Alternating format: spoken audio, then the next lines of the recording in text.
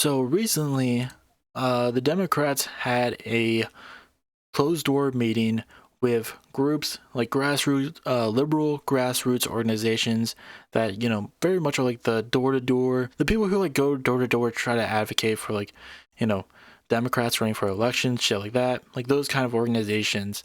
Recently, there was a closed door meeting with House Democrats that with, it ended up really revealing what the Democrats are really planning on doing with this Trump administration, which is nothing.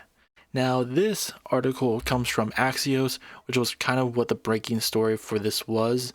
As I say here, this was the scoop. Again, this was a closed door meeting for House Democrats with grassroots organizations like Move On and Indivisible, who are very much like, the vote blue no matter who type. Like, they are very much, a part of the Democratic Party, but they don't hold the same power. They're essentially, their fan base. They're the ones who go try to get people to vote for them. However, these groups have not exactly been happy with how Democrats have been operating, especially the Democrats in the House. And they voiced those concerns to, a group of House Democrats at the meeting, and the Democrats weren't exactly happy about it. So I'm just going to read out this article here.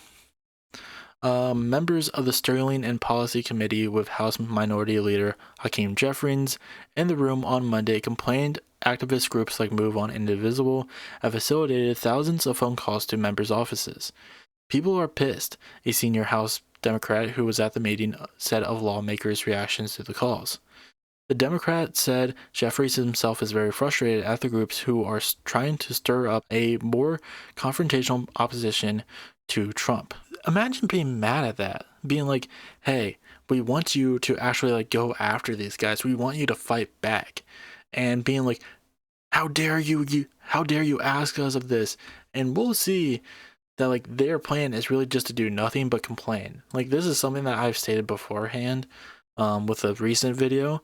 Like, this is what the Democrats just plan on doing. They don't really plan on really going after anyone. They just want to complain. That's it. They don't really plan on actually doing anything.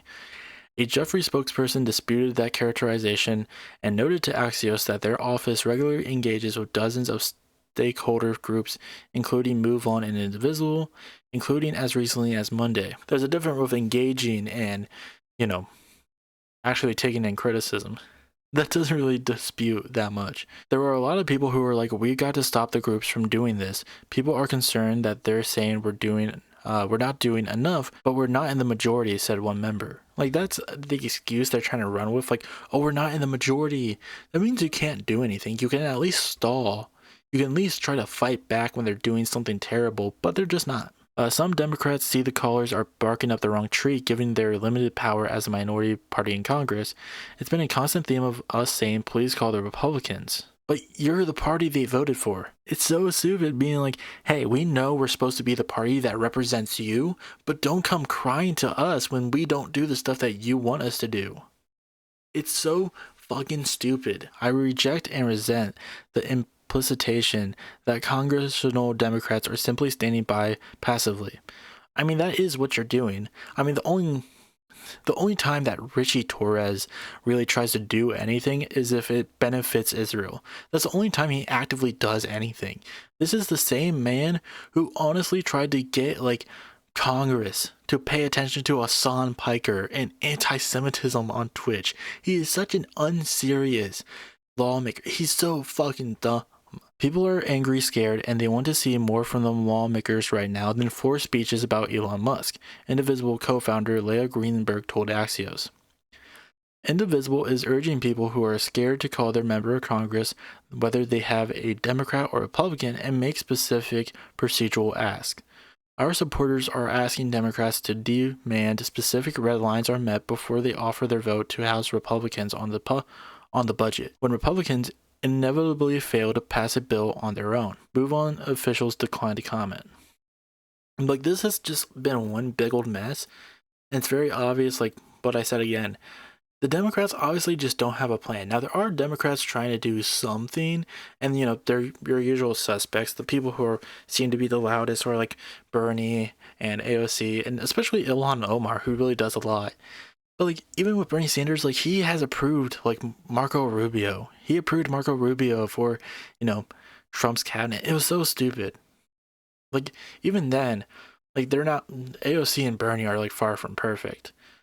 But like obviously they're the only ones doing anything, but they're not the people in power. They're not. They're not really high ranking members of the Democratic Party. Hakeem Jeffries is, like, again, he's the Democratic House Minority Leader. He is the leader of the Democratic House. And it's just very obvious that he has just given up. And he's very much like a Nancy Pelosi. I believe like he was her number one guy. And it's very obvious that, he's just following in her footsteps.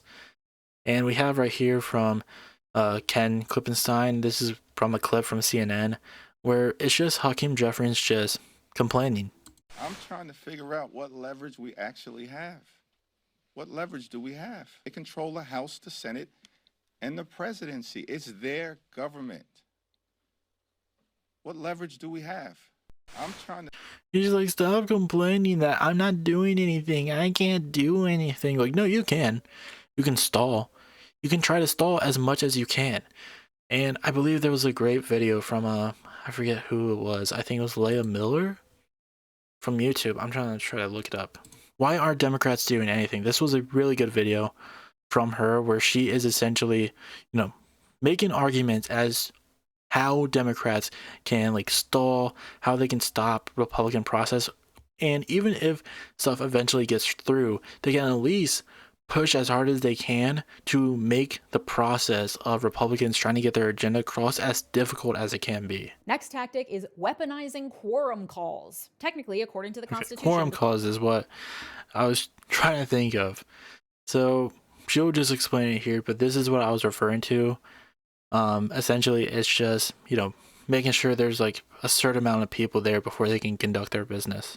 Senate cannot conduct business unless there is a quorum present, meaning a majority, meaning 51 senators. However, in reality, there is hardly ever a quorum actually present, but typical Senate decorum, the friendly thing to do, is for senators to not ask if a quorum is present before conducting official business, because if it is officially established that a quorum is not present, the work of the Senate grinds to a halt. They can't do anything, and they have to either adjourn for the day, or the sergeant at arms has to literally call senators back to the Senate floor and forcibly retrieve them.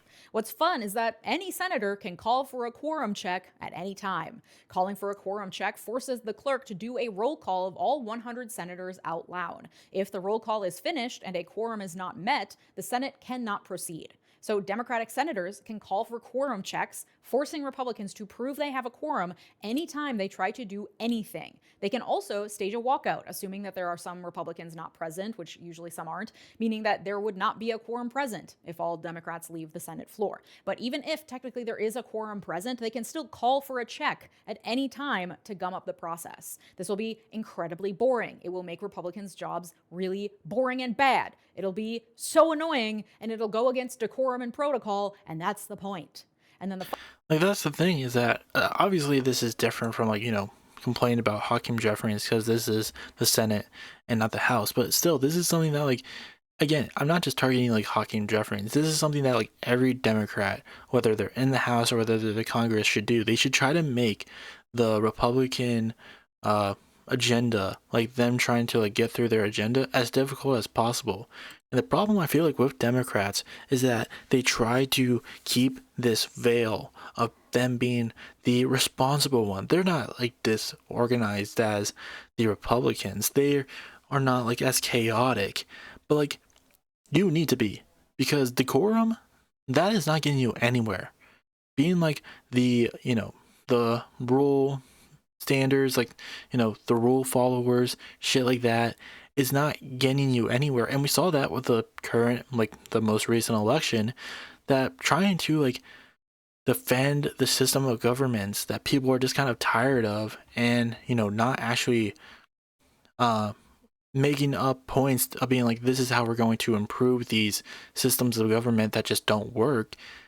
Like, just not doing any of that is very much going against the Democrats' favorability. People don't like the Democrats, because instead of actually trying to change a broken system that a lot of people see as broken, they're just kind of like, no, we're going to keep everything quite the same. So people tend to move over to the Republican side, because even though they make a lot of stuff worse, they at least say they are going to change up the system, even if the average person doesn't understand that those changes are going to be really bad. But yeah, it's just Democrats need to fight back, and it's just I feel like we're just at the stage. We've been at the stage for quite a long time now that they just aren't. They don't really care enough to fight back, and even the ones who are more than likely to fight back, even then they still have their hiccups. Like again, Bernie Sanders allowing Marco Rubio, like voting for. I mean, I think it was going to get through anyways, even if Bernie didn't. But even as just like a sign of being like, no, I'm against the Trump administration, he still voted yes for Marco Rubio, which was a really dumb decision, but still. But that's all I gotta really say about that.